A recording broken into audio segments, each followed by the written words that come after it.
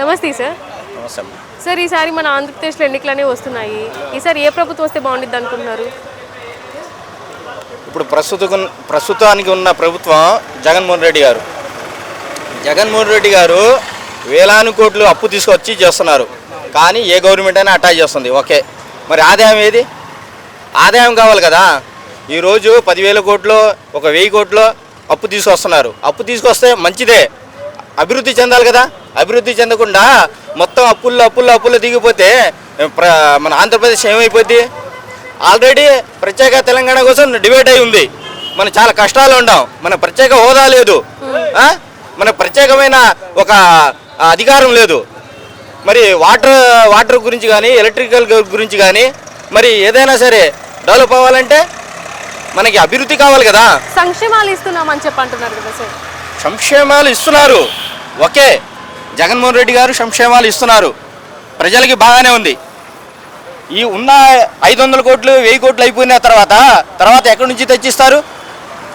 భవిష్యత్ ఏది? స్టూడెంట్లకు కానీ, లేకపోతే ఒక రైతుకు కానీ, ఒక ఇండస్ట్రీలు కానీ, ఏదైనా భవిష్యత్తు ఉండాలి కదా. జగన్మోహన్ రెడ్డి గారు చేసేది మంచిదే, కానీ డెవలప్మెంట్ లేదు.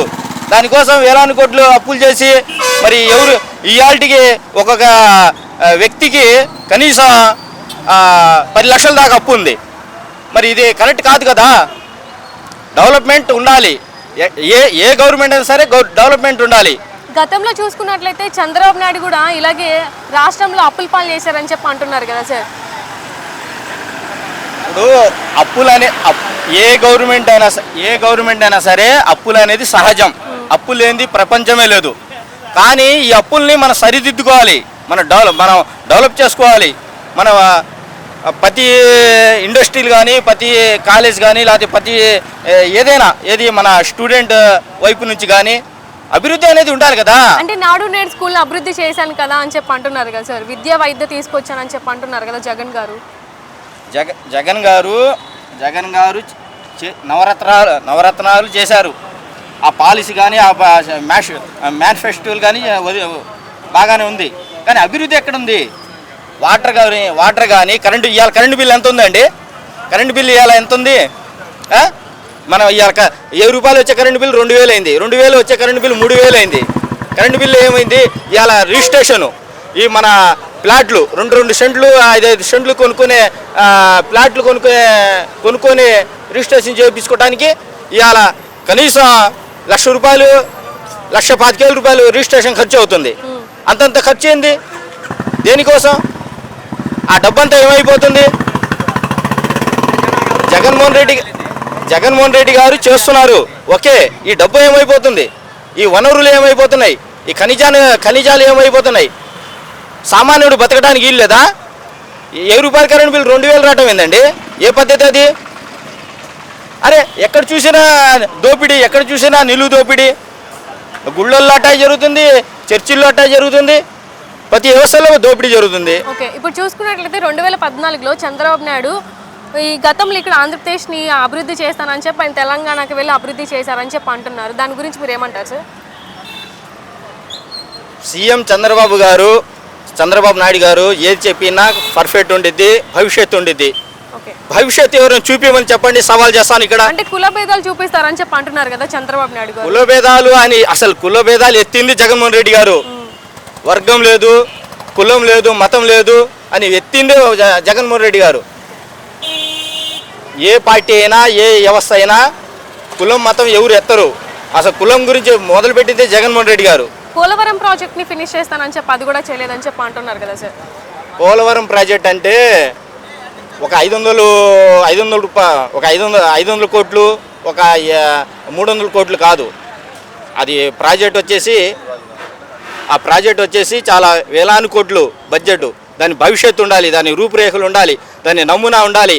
ఇవన్నీ చూసుకొని మళ్ళీ వచ్చే 500 సంవత్సరాలకి అది పోలవరం ఏది దాని యొక్క లాభం కానీ ఏదైనా కానీ దానికోసం అది ఇప్పుడు చేసేది కాదు. ఆయనకి రిటైర్మెంట్ తీసుకునే వయసు వచ్చేసింది, ఆయన ఇంకేం చేస్తారని చెప్పి అంటున్నారు సార్. దాని గురించి మీరు ఏమంటారు? చంద్రబాబు గారు రాకపోయినా పవన్ కళ్యాణ్ గారు ఉన్నారు. అంటే ఆయనకి అసలు ప్రభుత్వం మీద ఈ యొక్క పరిపాలన ఈ యొక్క రాజకీయాల మీద అవగాహన లేదు కదా. ఆయన సినిమా ఇండస్ట్రీలో సినిమాలు చేసుకోవడానికి పనికొస్తారని చెప్పి అంటున్నారు. ఏమండి సినిమాలు చేసి అతనే ఎన్టీఆర్ కూడా మహానుభావుడు నందమూరి తారక రామారావు గారు సినిమాలు చేసుకున్న ఆయనే. మరి ఆయన ప్రజలకి ఎంత కాపాడాడు, ప్రజల్ని ఎట్ట చేశాడు, ప్రజల్ని ఏ విధంగా ఇవాళ టీడీపీ పార్టీ అంటే స్థాపించిన 6 నెలల్లోనే మరి టీడీపీ పార్టీకి 110 సీట్లు అట్ట వచ్చినాయి. మరి పవన్ కళ్యాణ్ గారికి 3 పెళ్లిళ్ళు అని చెప్పి విమర్శిస్తున్నారు కదా సార్, దానికి మీరు ఏమంటారు? వ్యక్తిగతం వేరు, రాజకీయం వేరమ్మా. దాని వ్యక్తిగతాన్ని రాజకీయాలకు తీసుకొచ్చి ముడిపెడుతున్నారు కదా సార్. మరి అది తిక్క వాళ్ళు చేసే పనులు.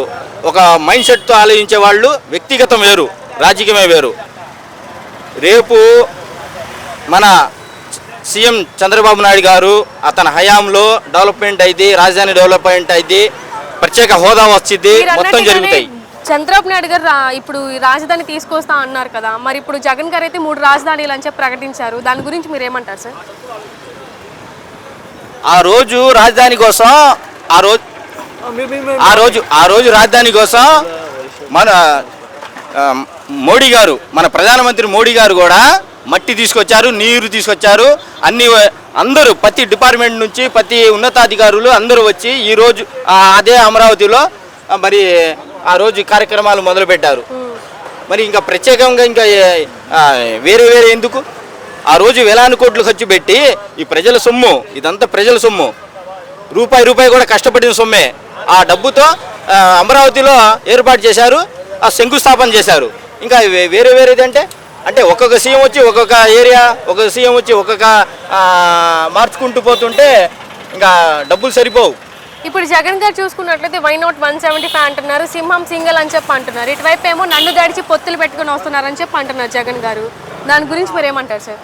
ఏమండి, జగన్ గారు ఇవాళ కాకపోయినా రేపైనా కాంగ్రెస్ పార్టీలోకి వెళ్ళాల్సిందే, కాంగ్రెస్ పార్టీతో పొత్తులు పెట్టుకోవాల్సిందే. జగన్ గారు ఇవాళ మనం రోడ్డు మీద మాట్లాడుకునే విషయాలు కాదు సార్. ఇప్పుడు మీరు అన్నట్టుగానే కాంగ్రెస్ లో పొత్తులు పెట్టుకుంటా అన్నారు కదా. ఇప్పుడు వైఎస్ షర్మిల నేను తెలంగాణ వెళ్ళి రాజన్న రాజ్యం తీసుకొస్తాను ఆమె ఇప్పుడు పొత్తు పెట్టుకుని ఇప్పుడు కాంగ్రెస్ తరపులోకి వెళ్ళారు. దాంట్లో ఆ పార్టీలో జాయిన్ అయ్యి ఇప్పుడు అక్కడ నుంచి వచ్చేసి ఇప్పుడు ఆంధ్రాలో పోటీ చేస్తున్నారు కాంగ్రెస్ తరపున. దాని గురించి మీరు ఏమంటారు సార్? ఇదే జగన్మోహన్ రెడ్డి కోసం షర్మిల గారు నిద్రాహారాలు లేకుండా, మంచినీళ్ళు తాగకుండా సొంత అన్నయ్య కోసం ఎంతో కష్టపడ్డారు. మరి ఈరోజు సీఎంగా గెలిచిన జగన్మోహన్ రెడ్డి గారు షర్మిలకి ఎందుకు న్యాయం చేయలేదు? నిద్రపోకుండా, మంచినీళ్ళు తాగకుండా త్యాగం చేసిన వ్యక్తి షర్మిల గారు. ఆ షర్మిల గారు మరి జగన్మోహన్ రెడ్డి గారు సీఎం అయ్యారు. సీఎం అయినాక మరి సొంత చెల్లెల్నే ఎన్నుపోటు పొడిచారు. అది వ్యక్తిగతంగా షర్మిల గారు చేసే ప్రతి పని కూడా ఆమె హైలైటే. ఆమె మంచి వ్యక్తి. మోసం చేసి జగన్మోహన్ రెడ్డి గారు. ఓకే సార్, ఇప్పుడు చూసుకున్నట్లయితే జగన్ గారికి ఎన్ని సీట్లు వస్తాయి? పొత్తులతో ఉన్న టీడీపీ జనసేనకి ఎన్ని సీట్లు వస్తాయి? 175కి. ఏమండి, ఇప్పుడు రేపు ఏప్రిల్లో జరిగే ఎలక్షన్కి మార్చి 12న నోటిఫికేషన్ వస్తుంది. మార్చి 26వ తారీఖు నామినేషన్లు వేస్తున్నారు. వచ్చేది టీడీపీ పార్టీ, గెలిచేది టీడీపీ పార్టీ, అధికారంలో ఉండేది కూడా టీడీపీ పార్టీ. దీనికోసం పెద్ద విశేషం ఏం అవసరం లేదు. టీడీపీ జనసేన వీళ్ళిద్దరు పొత్తు ధర్మం పాటించట్లేదని చెప్పి జగన్ గారు విమర్శిస్తున్నారు సార్. దాని గురించి ఏమండి, విమర్శలు అనేది అవి వేస్ట్ అంటే ఏంది? అది ఒక మనిషిని ఎదుగుదల చూసి మాట్లాడుకునే విమర్శలు 4 గోళ్ల మధ్య ప్రజలు నిర్ణయిస్తారు ఏదైనా సరే. ఈసారి ఫైనల్ గా సీఎం చంద్రబాబు నాయుడు గారు. ఓకే సార్, థ్యాంక్ యూ అండి. Thank you.